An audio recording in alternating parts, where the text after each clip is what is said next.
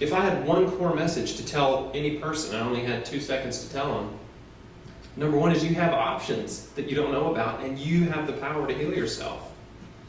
And I wish it was simple. And in fact, I love the pay it forward talk that Charlie Johnson gave about keeping it simple, because that's my exact philosophy on life. He and I agree on so many things. I kept it really simple, and I want to tell you what I did. Every morning, I got up, drank some water, clean water. I have a distiller, so I drank distilled water, because I wanted to make sure I got the fluoride and the chlorine out of my water. The second thing I did was, usually I would jump on a rebounder to get my lymphatic system moving to help my body detox. Maybe go for a run. After that, I would juice enough vegetables to last me throughout the day. And the vegetable juice that was sort of my go-to formula, again, I keep it simple, I didn't experiment much. My go-to formula was about equal parts carrot and celery, a little bit of beet and ginger root, like a very small amount of ginger root because it's really strong. Ginger is a very powerful anti-cancer spice.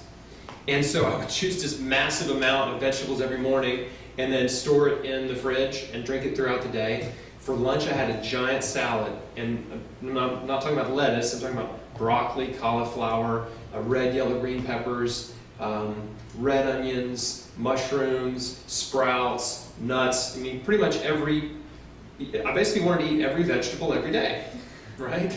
So let's just make a giant salad.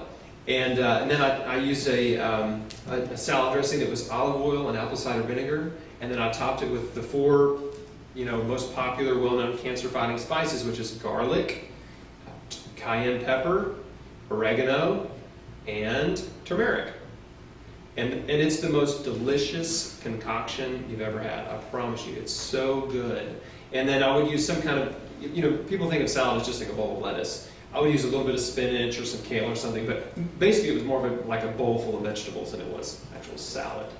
But I call it the giant cancer-fighting salad. So it's like, okay, this has got all the vegetables I could possibly think of that have all this huge array of cancer-fighting nutrients, enzymes, vitamins, minerals, phytonutrients, bioflavonoids, carotenoids, all these little scientific terms for good stuff in food, and made the giant salad.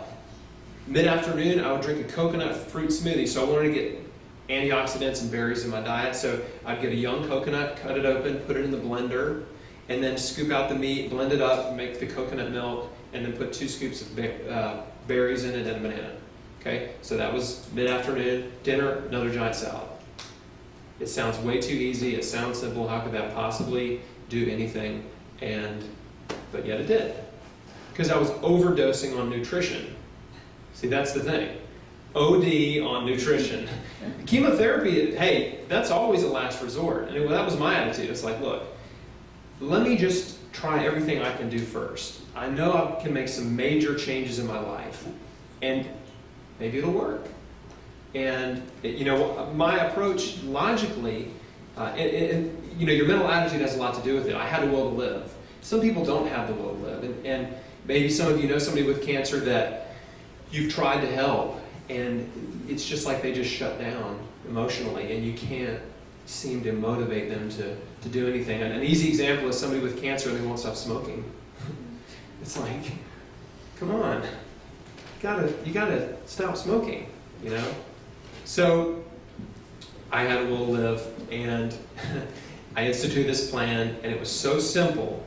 And I knew every week when I went to the grocery store, I was like, I know exactly what to buy. Got to buy my big 25-pound bag of carrots and buy all the vegetables I need. And so it was very easy to do. It's very sustainable. And I just kept doing it and doing it and doing it. So I did that for 90 days. And then working with the local naturopath, he actually put me back on some clean meat. Because after looking at my blood work, my saliva, my urine, my hair sample, stool, everything, he looked at all my biomarkers and looked at my metabolic profile. And he was like, look, you just need more protein. And I was like, well, I feel good, but if you think I need some more protein in my diet, I just want to live. I don't care. I don't care about dogma. I don't care about being a raw food guy or a vegan or whatever. Just want to be alive. New York, 2012. So, just want to stay alive. New York.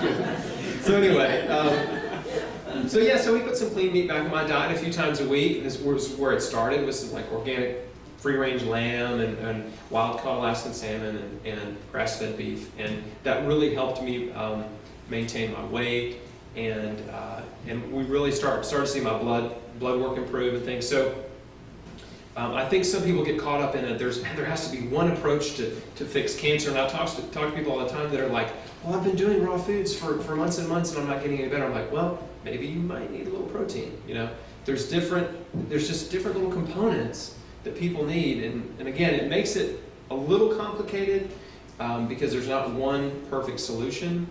But the point is, there are options. Like, you have to just keep going after it and searching and learning and reading. And by the way, that one book I read was the first of dozens and dozens and dozens of books I read. And what you find is, you read all these books about natural therapies and nutrition and fighting cancer, they all have an underlying theme. Like, they all agree on a lot of things. And so what I did was I just focused on the things that they all agreed on, which is raw foods.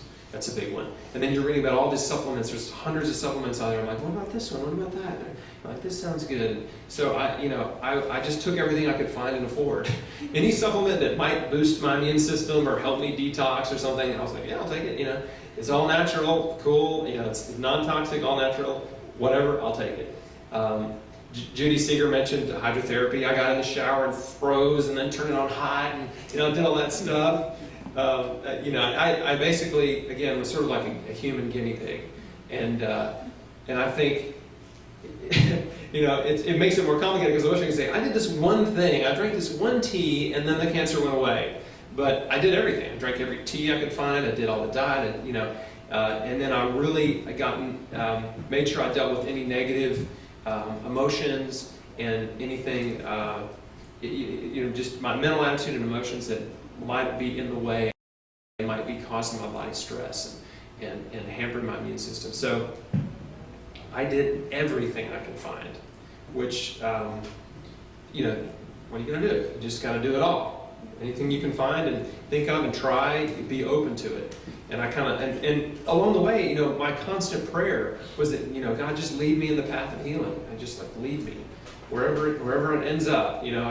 I'll do whatever I need to do. I'll eat dirt if I have to. And I did. Anybody heard of Garden of Life Primal Defense? It's basically dirt. It's this probiotic supplement, but it's got dirt in it. So anyway, that's sort of the basic story. Since then, not much has changed. My diet is basically an 80-20 diet.